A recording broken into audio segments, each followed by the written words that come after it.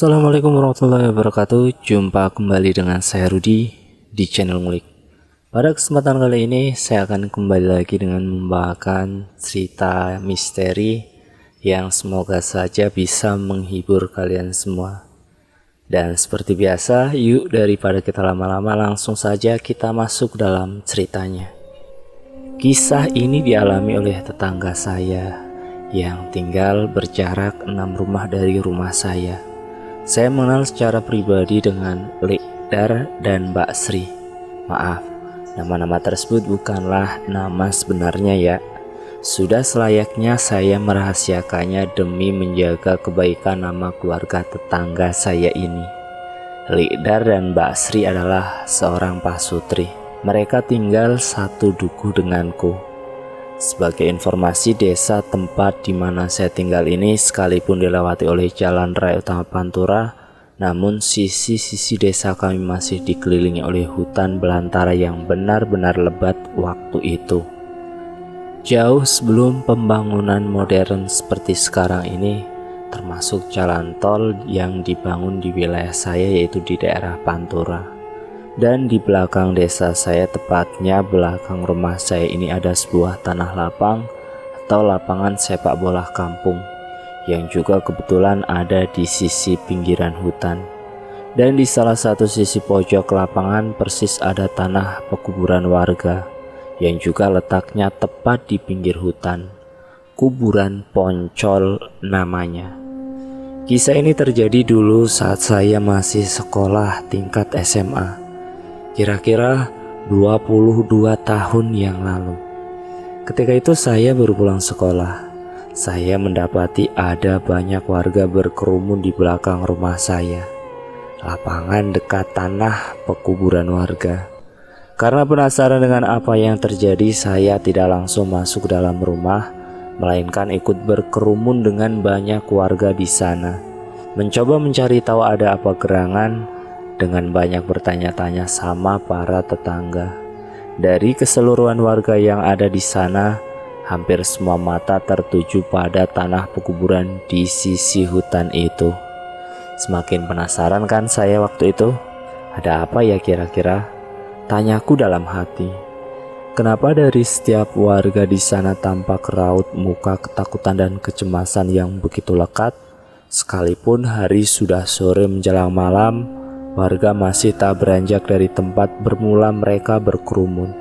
Masih dengan rasa penasaran, akhirnya saya tahu atas hal apa yang terjadi saat itu.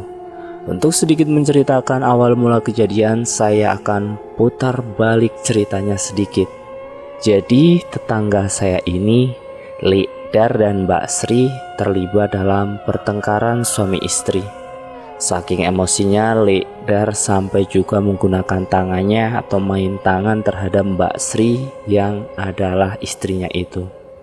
Karena emosi yang telah meluap, meledak-ledak dengan keras memaksa Lekdar memasukkan Mbak Sri yang sudah dipenuhi tangisan ke dalam sebuah kandang ayam di sebelah rumah mereka. Tak peduli seberapa keras dan histerisnya tangisan Mbak Sri. Singkat cerita, ketika mempunyai kesempatan untuk melarikan diri, Mbak Sri pun kabur dari kandang ayam itu menuju tanah kuburan warga pinggiran hutan itu. Dengan masih diiringi tangisan yang menyedihkan karena ulah suaminya, Mbak Sri terus berlari menuju tengah hutan tersebut. Dari kejadian pertengkaran pasutri ini, banyak dari tetangga-tetangga sekitar yang akhirnya merasa cemas dan khawatir atas kondisi Mbak Sri saat itu. Sehingga mereka memutuskan untuk menyusul Mbak Sri ke tengah hutan untuk memintanya agar segera pulang saja. Namun ketika para warga beserta suaminya, Lekdar, mengejar masuk ke hutan, Mbak Sri malah semakin lari menjauh dari kejaran warga. Dan anehnya, untuk perempuan seusia Mbak Sri, tak semestinya ia bisa berlari begitu cepat di tengah hutan belantara yang sangat lebat seperti itu. Bahkan anak-anak muda desa yang terbiasa bermain sepak bola yang seharusnya masih mempunyai tenaga yang lebih kuat, sama sekali tak ada yang mampu mengejar pelarian Mbak Sri ini. Padahal keberadaan Mbak Sri juga masih nampak oleh mata para warga yang mengejarnya. Hanya saja saat itu sepertinya ia bukanlah Mbak Sri yang dikenal warga sehari-hari. Atau entahlah, pikiran warga kacau serta takut memikirkannya. Jangan-jangan Mbak Sri sudah ada perewangannya, sudah disusupi makhluk sebangsa jin pada jasad hidupnya ketika ia lari memasuki hutan. Dengan diliputi keputusasaan, Lekdar dan semua warga yang mengejar Mbak Sri akhirnya memutuskan untuk kembali ke desa. Dengan satu alasan kekhawatiran bila terus dikejar, Mbak Sri malah akan semakin masuk jauh ke dalam hutan dan tak akan pernah kembali lagi ke rumah. Nah, itulah awal kejadian itu bermula, sehingga saya mendapati banyak warga berkerumun berkumpul dengan tampak kecemasan pada wajah mereka masing-masing saat itu. Kita kembali ke awal cerita di mana saya sedang mencari tahu kebenaran kejadiannya. Sudah cukup lama para warga berkerumun menunggu kepulangan Mbak Sri di pinggir desa. Tiba-tiba muncul sosok perempuan di tengah gerbang tanah kuburan yang seolah sedang memandangi kami, mengawasi kami dengan cermat, dan nampak pula gelagat kegelisahan yang tersirat dalam lakunya. Iya benar, sosok itu adalah Mbak Sri, atau mungkin lebih tepatnya mirip Mbak Sri. Karena sejak kejadian kejar-kejaran tadi, sosok yang dikejar itu benar-benar tak seperti layaknya Mbak Sri yang normal dikenal warga. Lantas siapa sebenarnya dia? Atau apa? Entahlah, abaikan itu. Dan dengan serentak banyak warga yang berteriak-teriak memanggil nama Mbak Sri agar segera pulang dari pekuburan hutan itu. "Mbak Sri, balik Mbak, kasihan anakmu. Mbak Sri, balik Mbak." Begitu terus saut-sautan teriakan warga terhadap Mbak Sri yang terdiam saat di gerbang kuburan itu. Ketika siang hari bisa jadi tanah pekuburan hutan itu akan nampak biasa-biasa saja. Namun entah bila sudah petang atau malam hari tiba, tempat itu benar-benar sudah bukan seperti tempat yang biasa-biasa saja. Akan ada banyak kejadian-kejadian di luar nalar yang akan terjadi di sana. Menurut tetangga-tetangga saya, terutama mereka yang biasa berkeliaran di sana pada malam hari untuk sekedar berburu katak di pesawahan dekat kuburan itu, kabarnya sering mereka ditemui sosok tulang belulang atau kita biasa menyebutnya dengan tengkorak yang menangis di atas batu nisan. Adapun dengan penampakan golek kencono yang kerap menggelinding ke sana kemari untuk sekedar menggoda warga yang masih berada di sekitar wilayah itu pada sore dan malam hari. Segala macam kuntilanak, genderuwo, pocong dan jin-jin lainnya sudah biasa bermunculan di desa kami. Mungkin sudah seperti kelaziman saja kejadian-kejadian mistis terjadi di wilayah tempat tinggal kami. Dan bahkan yang lebih sering lagi, pada hari-hari tertentu muncullah penampakan senjata-senjata klinik yang bertuan ataupun tak bertuan berterbangan serta memancarkan sinar di atas langit desa saya. Seperti sedang adu kekuatan, saling menghantam satu sama lainnya. Ada yang berupa batu cincin hingga sebilah keris yang melayang-layang saling bertabrakan, sampai mengeluarkan percikan-percikan cahaya pada bagian tubuh senjatanya ketika saling berbenturan. Sekedar info, kabar terakhir senjata-senjata itu sudah menghilang lama sejak mbah-mbah atau sesepuh-sesepuh dan tetua di desa saya banyak yang sudah meninggal.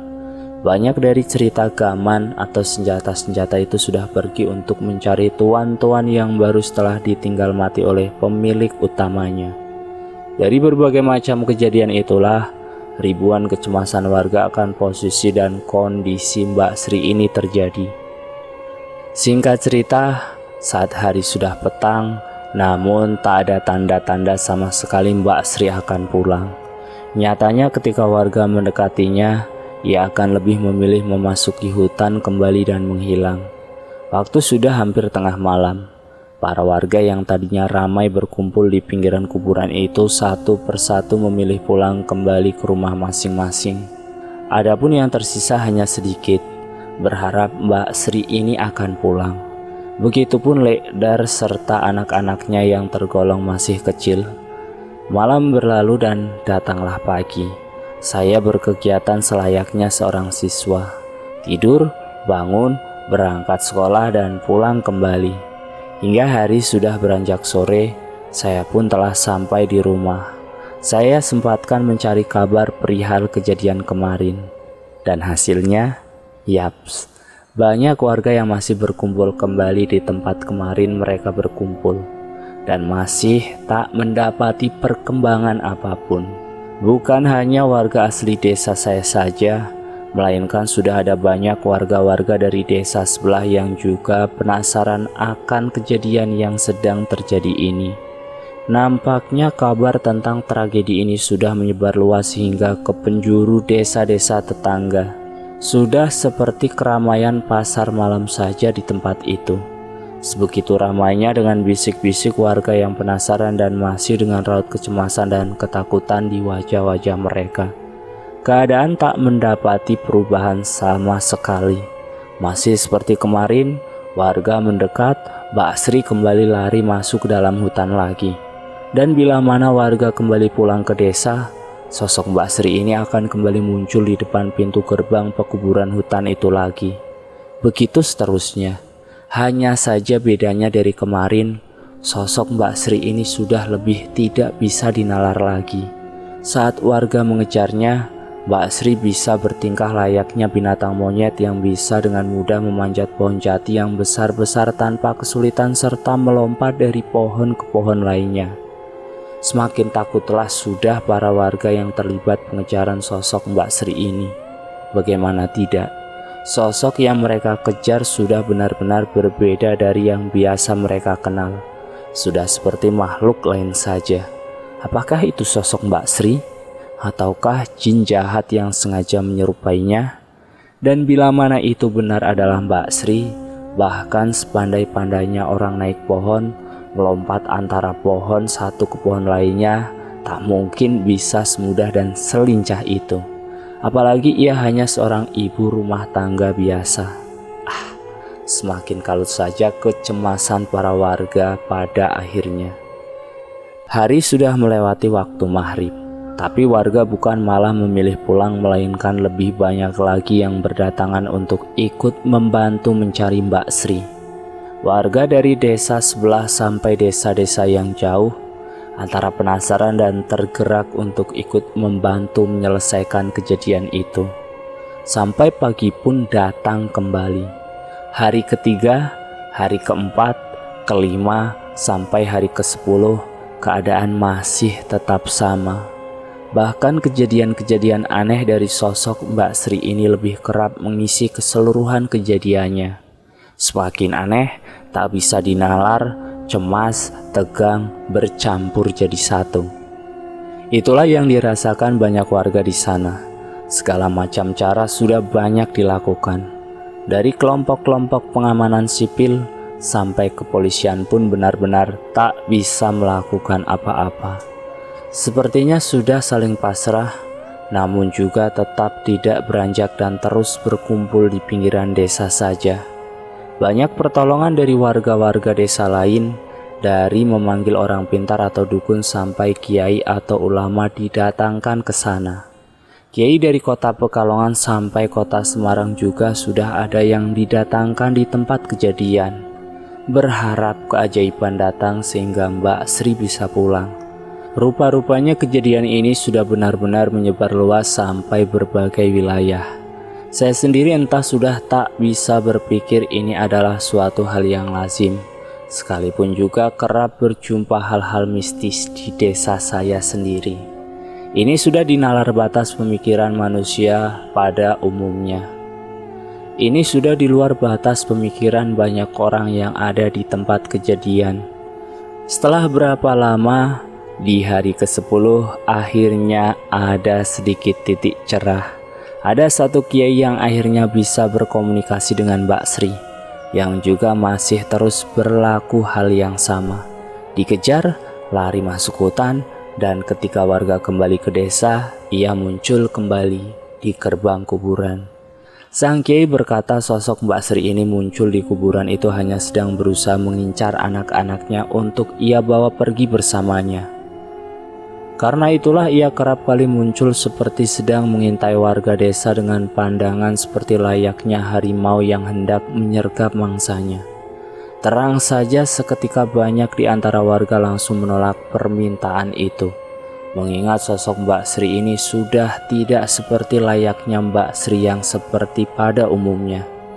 Dan segeralah Likdar dan para warga terpilih untuk menyembunyikan keberadaan anak-anak Likdar dan Mbak Sri ini. Semakin mencekamlah keadaan selanjutnya. Sama-sama saling mencuri kelengahan, tegang dan menakutkan. Mbak Sri mencari kelengahan warga untuk mengambil anak-anaknya. Warga juga berusaha mencari kelengahan Mbak Sri untuk bisa menangkapnya. Terus hingga lagi-lagi malam pun terlewat kembali. Hari ke-11, keadaan semakin mencekam dan menegangkan.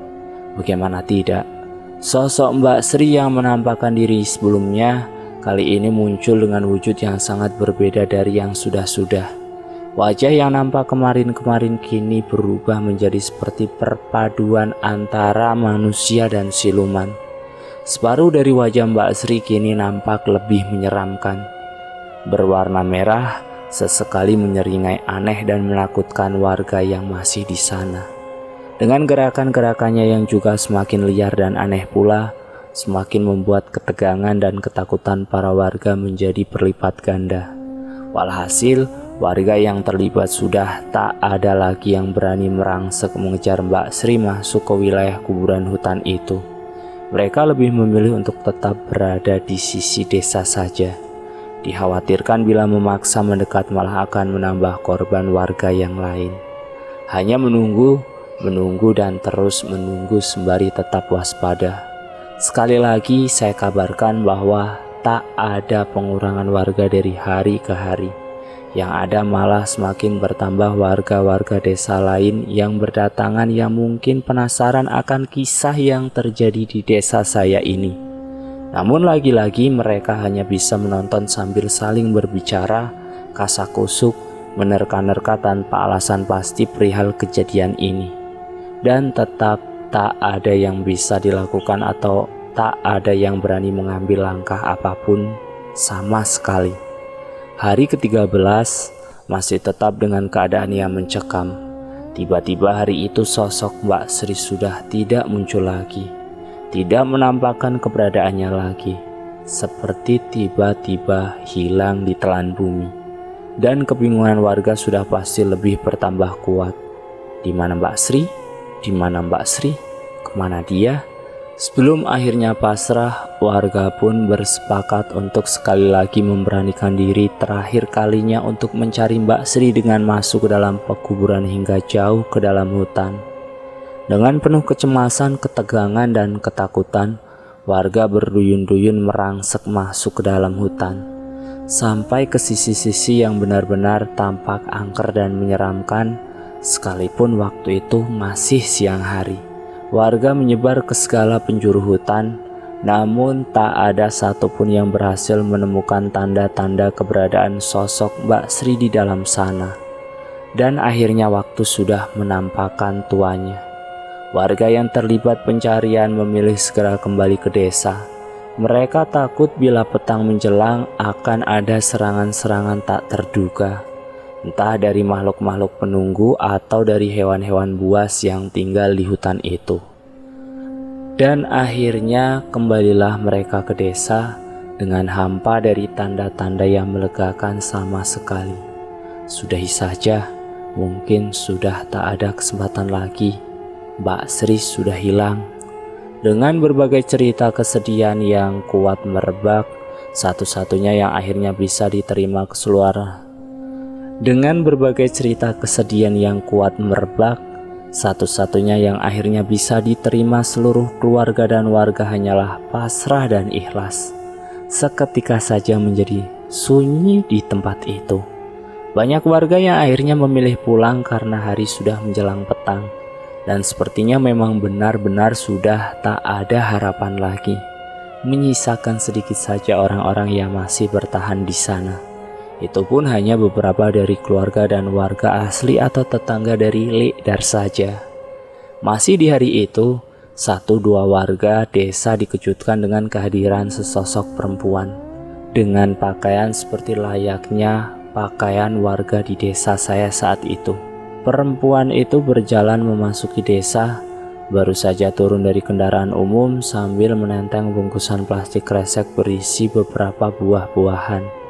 Perempuan itu berjalan pelan dengan senyum di bibirnya, menyapa orang-orang yang dilaluinya dengan tenang. Terus berjalan saja, namun beberapa orang warga yang dijumpainya ini tiba-tiba merasa bingung, takut, dan tak habis pikir dengan siapa sosok perempuan yang dijumpainya itu. Saling memandang antara warga seketika sehingga nampak wajah-wajah kebingungan di antara mereka. Ya, sosok perempuan yang sedang berjalan tenang ini adalah sosok Mbak Sri. Perempuan yang selama ini membuat gempar hampir seluruh warga desa setempat hingga warga desa-desa lainnya. Total 13 hari menjadi topik trending pembicaraan banyak warga di sana. Tiba-tiba muncul berjalan kembali ke rumahnya dengan tanpa ada tanda atau indikasi seperti telah mengalami hal-hal aneh yang terjadi padanya. Seperti biasa-biasa saja. Tak ada berita apapun yang terucap dari mulut Mbak Sri. Seperti benar-benar tak terjadi apa-apa kepadanya. Dari kebingungan Lekdar dan semua warga, akhirnya salah satu warga desa memberanikan diri bertanya, "Sri, kamu dari mana sebenarnya? Kok ia menghilang berhari-hari?" Tanya warga yang memberanikan diri bertanya kepada Mbak Sri. "Aku baru saja dari Pekalongan, Mbak," jawab Mbak Sri. Entah rasa syukur atau apa yang bisa diungkapkan warga. Yang jelas kebingungan masih saja merambah ke seluruh warga yang ada di situ.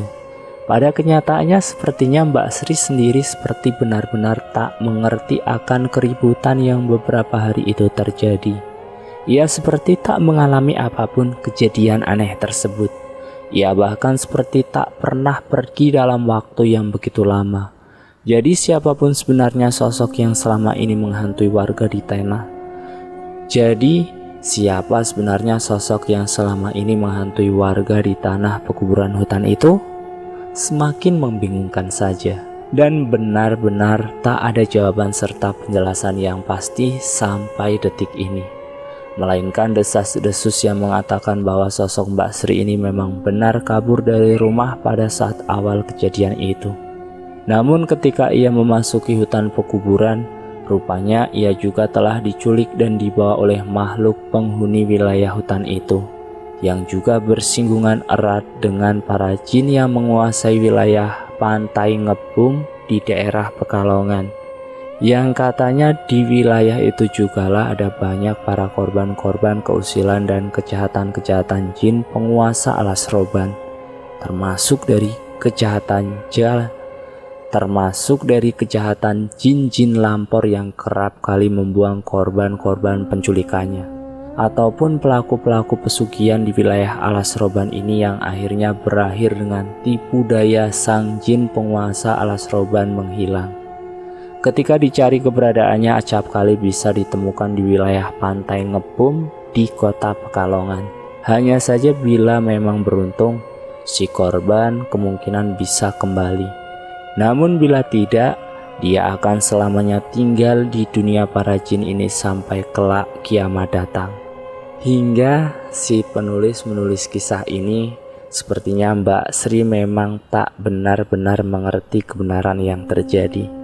Atau mungkin memang sudah memahami, tapi mungkin saja sengaja dirahasiakan. Wallahu a'lam bishawab.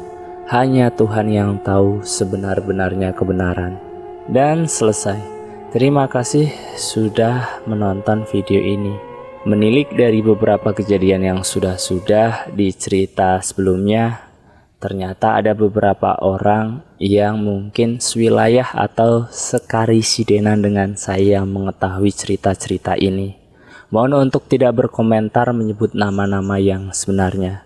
Terima kasih sudah mampir di channel Ngulik. Jangan lupa tekan tombol like, share, dan komen. Tekan subscribe untuk mengikuti video kami selanjutnya. Wassalamualaikum warahmatullahi wabarakatuh.